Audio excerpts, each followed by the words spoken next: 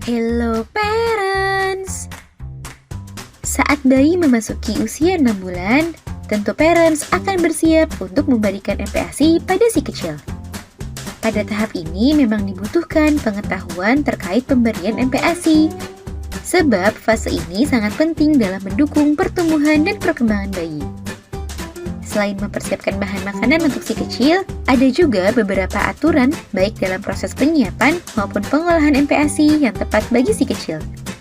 Sehingga bayi dapat merasakan manfaat dari pemberian MPASI ini secara optimal.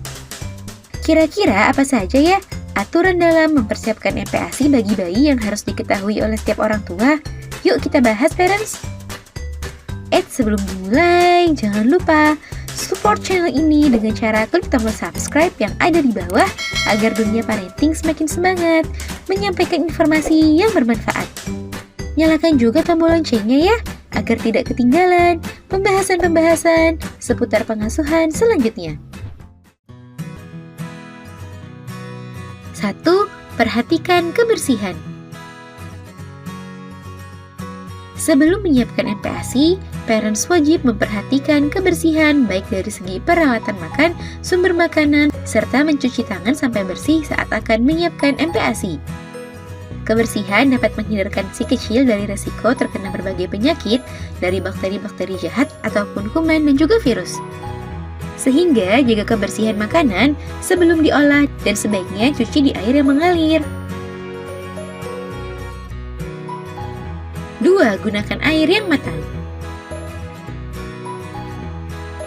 Jika parents mencampurkan air ke dalam MPASI, maka pastikan juga airnya adalah air bersih serta air matang dan bukan air mentah. Sebab apabila parents menggunakan air mentah, maka dapat membuat si kecil mengalami diare serta meningkatkan resiko penyakit lainnya. Jadi selain sumber makanan, pastikan juga kebersihan airnya ya.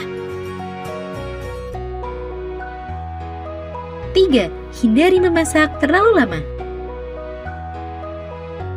Sebaiknya saat mengolah makanan bagi si kecil, hindari memasak makanan tersebut terlalu lama sehingga menjadi overcook. Hal tersebut dapat mengurangi nutrisi yang terdapat dalam makanan.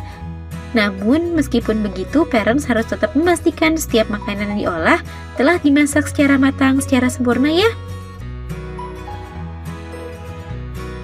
4. Sebaiknya haluskan manual. Bayi yang belum bisa makan dengan tekstur padat tentu butuh dibantu dengan menghaluskan makanan tersebut. Sebaiknya saat akan menghaluskan makanan, parents tidak menggunakan blender, sebab putaran pisau pada blender bisa menghasilkan panas yang dapat menguraikan beberapa zat gizi, terutama vitamin. Jadi alangkah baiknya saat menghaluskan makanan si kecil dengan menggunakan ulekan atau saringan khusus MPASI. 5. Perhatikan tekstur. Selain rasa, parents perlu memperhatikan tekstur dari makanan yang akan diberikan pada si kecil. Sebab tekstur makanan tersebut sebaiknya disesuaikan dengan usia si kecil.